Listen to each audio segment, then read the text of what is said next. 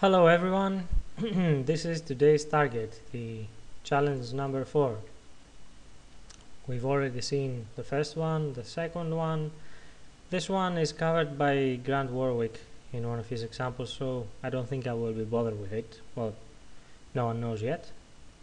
And the last one, well, there is a video how to tackle this challenge, but it's in model. Well, if you have watched the previous videos, I think you can recreate it in Blender without any trouble. So this is what we have for today. So let's get going. Let me enable the screen cascades first. I always seem to forget that.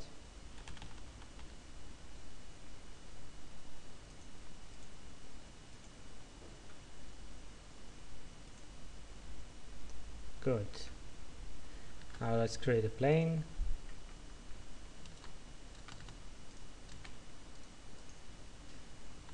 Extrude on the y-axis so that both faces are equal. And let's see, we need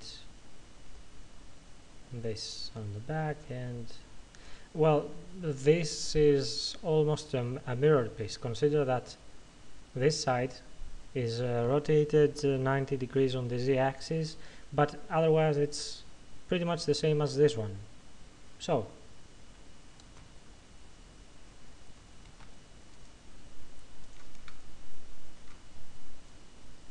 this is fine.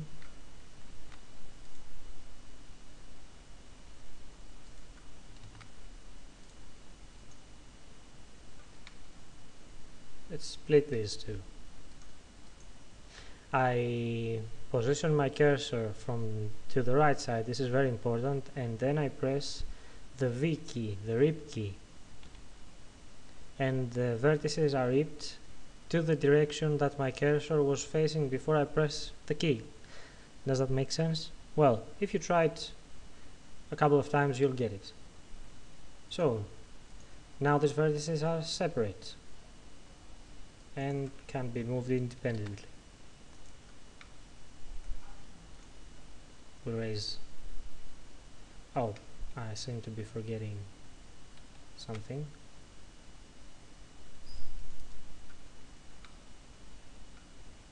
This one will do, and this one too.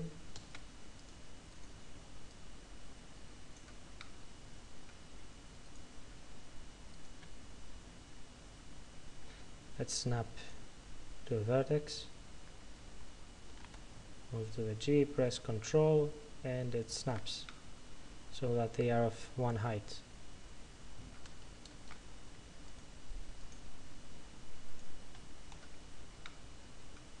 Start filling the gaps.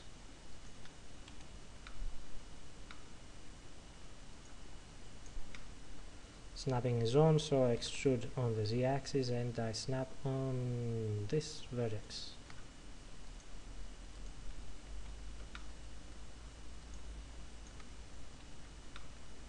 Good. So the low poly version, let's select everything and remove doubles so that these pieces are connected again. You can see so. Good. And let's drag this. Oh, marvelous. Extrude it on the Z. So that's the basic shape. Now let's start defining some edges, because if I press Ctrl 2 or 3, we have a not so interesting blob.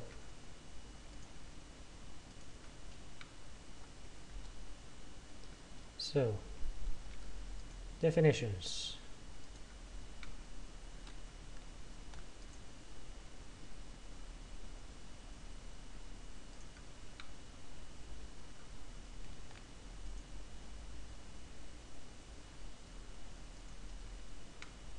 Yep.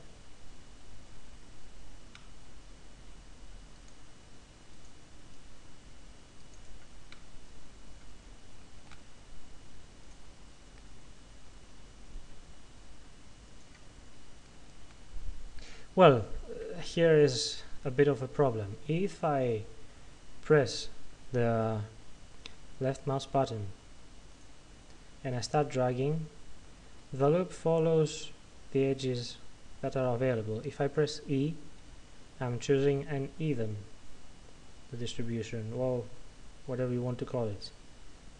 If I press F while on this sub mode, I flip how the even side is calculated.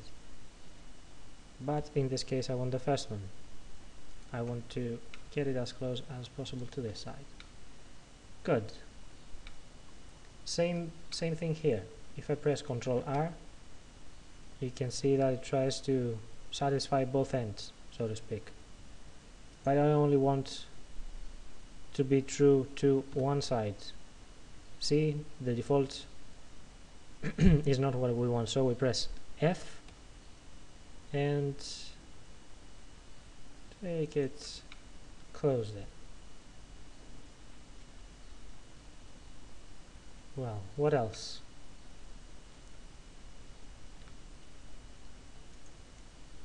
Yeah, that one too. Right.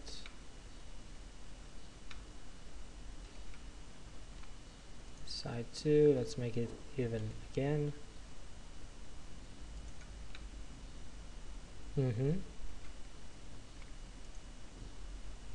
Well, the point is to have 3 edges everywhere. Well, not on the boundaries, of course, but everywhere else, yes, we need 3 edges. So here we have 2, we need another one. Yeah, it has to be even, and I can't see it. So let's go again.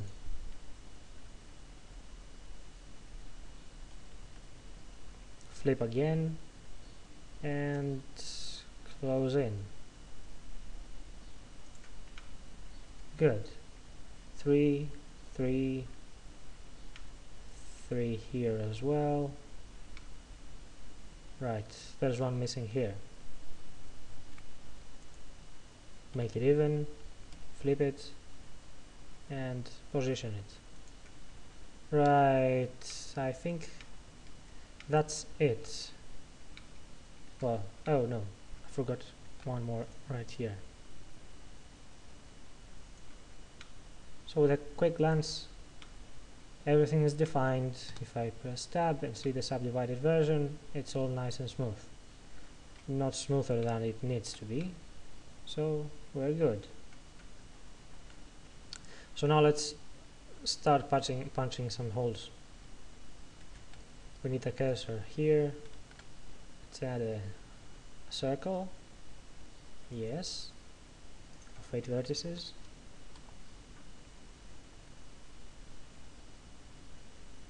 And well, how big should that be? I think that's big enough, or we could just see our reference. Well, maybe a little small too, just a tad bit. Fine. Let's drag it upwards so it's not inside the other piece, and Shift D on the y-axis. Now it's trying to get to the closest. Well, let's delete that. It wasn't a good idea anyway. Select the vertex, position the cursor, create a new circle. Just as easy.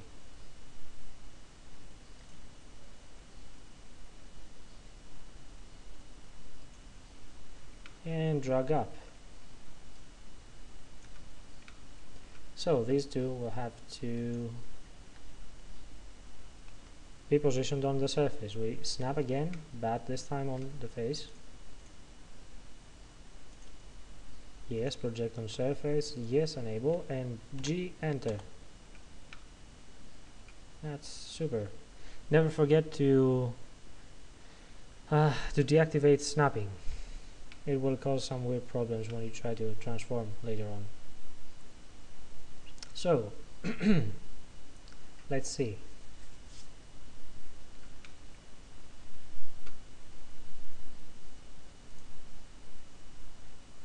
Okay, let's start.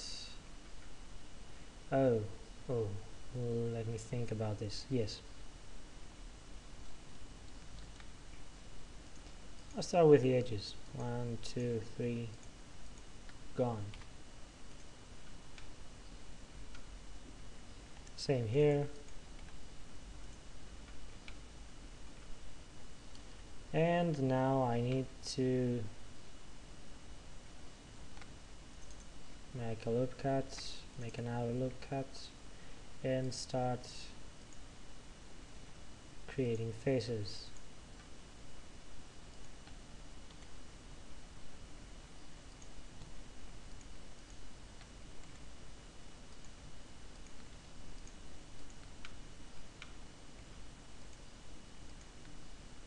Oops.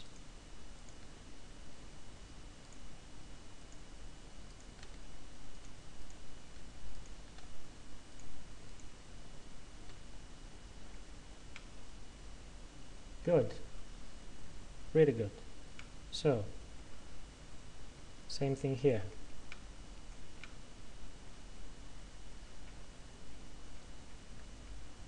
Well, I'm not sure what he's doing.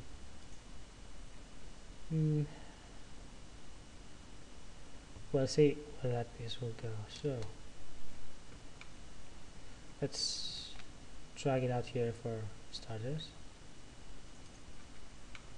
And another one, and start filling.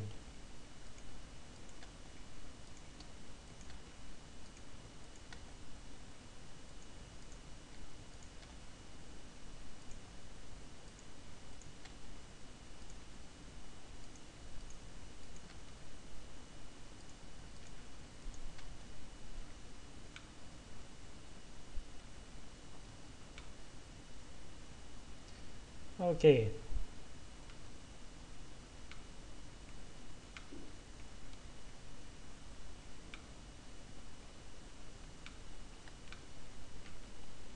Let's see if I can cut from this is straight to the other one. Yes, I can. This is very convenient. And do the same here. Very good. Let's do the same on the other side.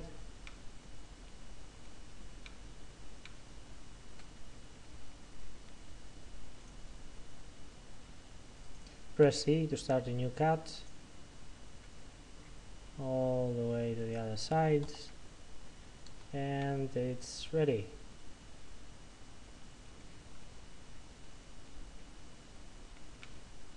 Now, about this one.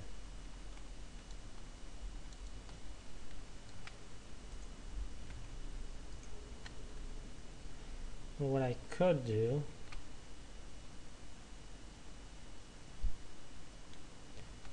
is to create a loop, only an even one, and cut here. I don't think it will create any distortions because we're on a flat surface here, and that solves the problem. I don't think we will need to create one here. Here's fine. This is fine. So let's start working on the holes. We select this loop, this loop again, and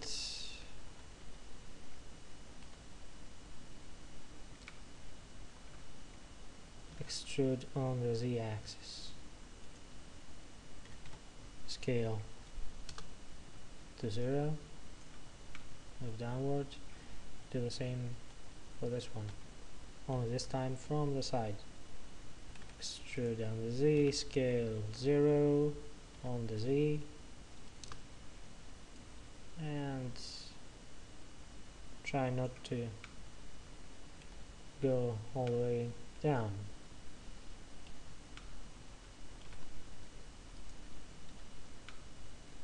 So let's create some loops for the sake of definition. flip it.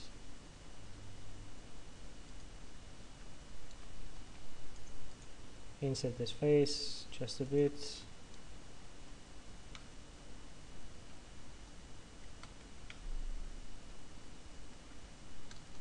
And let's just create a smoother version of this.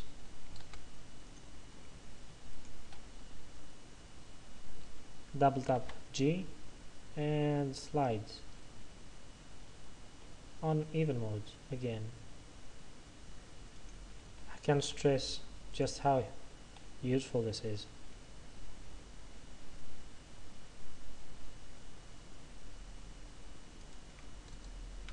Beautiful. That's just it. Look how undefined this is compared to the other one.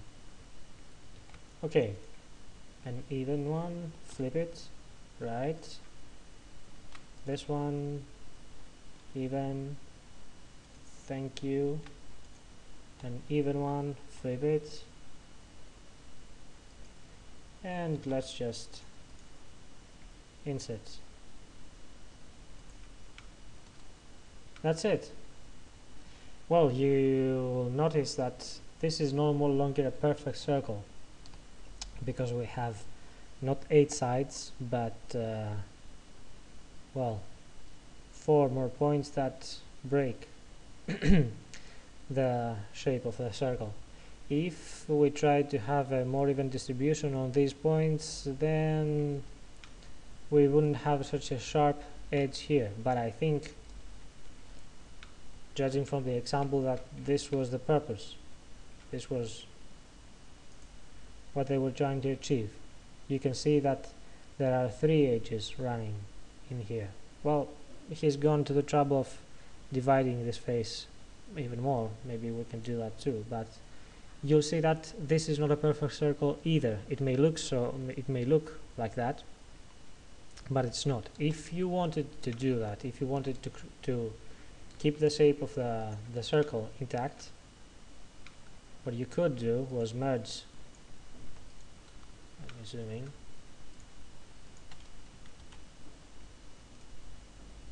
Merge the species, sorry.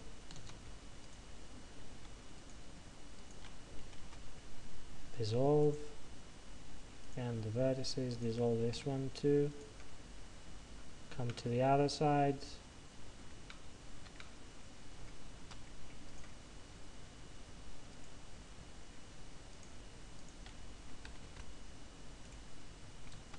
Yep, delete what we don't need, which is these. Now you would see that this now is a circle, but there is a slight pinching at the sides where we have created quads, because you can see that now that the loops, the edge flow, the polygon flow is very important. You can see that they run like this, not sorry. Oh, I seem to be having one of those freezes again. I think it's because of the recording. Okay, you don't have a clear ring, right, like at the base.